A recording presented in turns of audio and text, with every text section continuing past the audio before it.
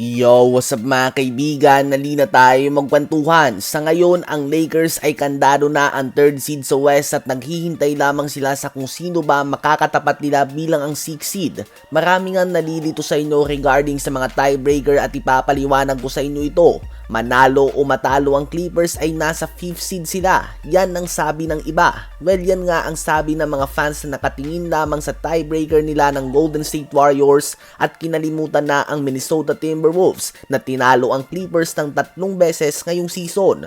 So basically, pag may triple tayo nga kung head-to-head matchups lang ang pag-uusapan o pagbabasehan natin, lamang ang Warriors sa Wolves, lamang ang Clippers sa Warriors, at lamang naman ang Wolves sa Clippers.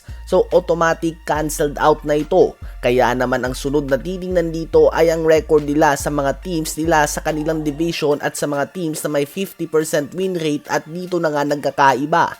Kaya naman kapag natalo ang Clippers at Warriors, automatic 7th seed sila. Mananatili lamang ang Clippers sa 5th seed kahit na matalo sila kung matatalo din nga ng Utah Jazz ang Minnesota Timberwolves. Well, good luck nga kung aasa ka sa Jazz na mananalo sila dito. Again, oo, alam ko nga na bilog ang bola subalit may standings tayo for a reason. Assuming na mananalo nga ang Timberwolves kontra sa Utah Jazz, kontrolado nga ng Clippers ngayon sa kung sino ba ang makakalaban ng Lakers sa first round ng playoffs.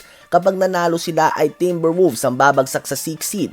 Kapag natalo naman sila ay Warriors ang makakahawak ng 6th seed sa West. So ang game na ito ay very crucial nga mga kaibigan. Ang game din nga ng Nuggets at ng Houston Rockets ay crucial din ito.